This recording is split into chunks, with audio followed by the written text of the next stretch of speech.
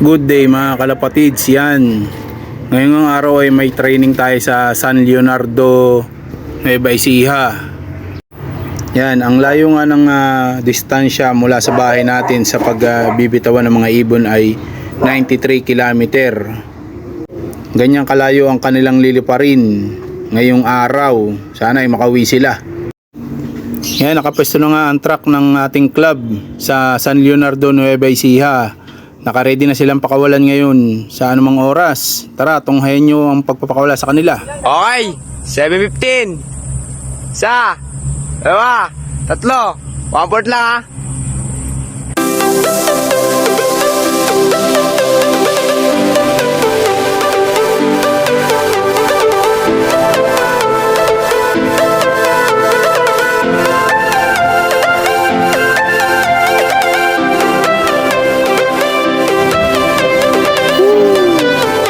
Napakaraming ibon. Sana makauwi kayo lahat.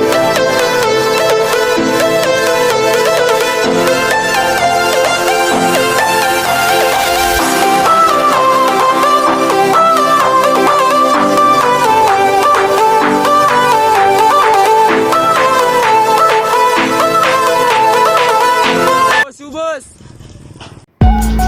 Yan na nga mga kalapatids, meron na tayong pauwi. May pula na tayong pauwi. Yan ang ating red bar. Dalawa silang red bar na nakikita ko nang bumaba kanina. Nasa na kaya yung isa? Yun yung isa oh. Nasa may hagdan, sa dulo ng hagdan. Tatlo silang ikinarga kong kulay pula. Sana makauwi pa yung isang pula natin. Bali 13 silang ikinarga ko kagabi sa truck. Sana ay makauwi silang lahat.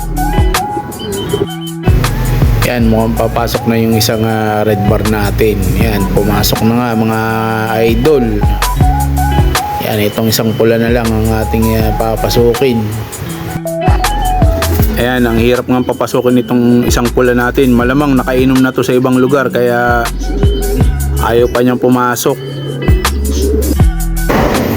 Ganito nga ang kalimitang problema ng mga panshir or yung mga nag-aalaga ng kalapati. Napakatagal pumasok nung ibang kalapati. Kailangan talaga ng bata pa lang ay dinidisiplina na mga ganitong ibon para sanay silang pumasok agad sa kanilang kulungan.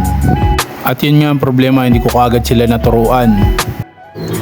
Ayan na yung isang pula natin, bumubulusok. Ayan, nakita nyo? Yun, doon siya bumaba sa kabilang loop natin. Tara, silipin natin. Yan yung isang pula natin. Grabe kung bumulusok pa uwi. Yan, kaso nakasarado yung ating trapdoor. Sandali lang, bubuksan ko muna para makapasok ang ating ibon.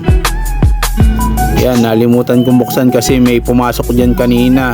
Yung mga naunang umuwi. Yan, yung mga nasa loob, nauna nang umuwi yan kanina. Medyo na late itong ating isang ibon na to kaya napagsaran siya ng pinto. Ayan, buksan na natin para makapasok siya. Pasok, ayan. Sige na. Pasok na, pasok. Tulak natin ng konti. Yun. O, inom na para makabawi ka ng lakas.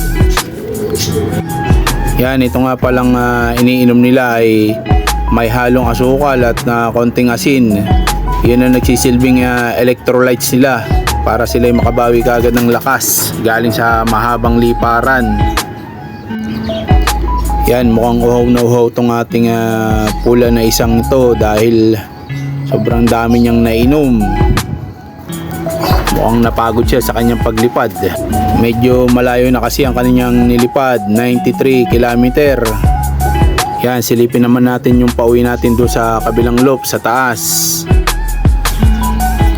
Ayan na nga, hindi pa rin pumapasok itong isang pulang to. Yan, mukhang nakainom na siya sa ibang lugar kaya siya ay hindi pa pumapasok. Kalimitan ganito ang mga kalapati. Pag nakainom na sa ibang lugar ay hindi kaagad nakakapasok. Kaya may isa pa tayong pauwi, si white flight. Yan, minsan ay kapag medyo malapit pa para sa kanila yung liparan ay hindi talaga sila pumapasok. nagtatambay pa sila sa labas. Yan, papasok na yata si Pula. Pasok na, yun, pumasok na yung isang pula natin.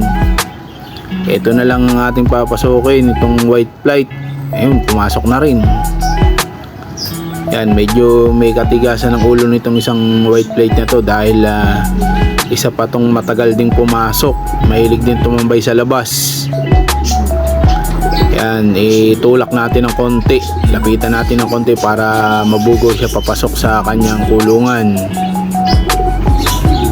Yan, itong kalapating ito ay nung na-load ko nung unang-unang training ay medyo sumisiyap pa. Nagkamali nga ako ng dampot dahil hindi pa talaga siya kasali sa training dahil bata pa nga siya. Ayan, pumasok na mga kalapatids. Painumin na natin sila. Yan, ikukuha ko muna sila ng maiinom para makabawi sila ng lakas sa mahabang paglipad nila mula sa San Leonardo, Nueva Ecija. Medyo napagod nga sila dahil bihira lang sila maka low fly dito sa ating kulungan. Yan, ito na yung tubig nila. Yan, mamaya na natin dagdagan para mainom nila maigi yung tubig na may asukal dyan na nakalagay.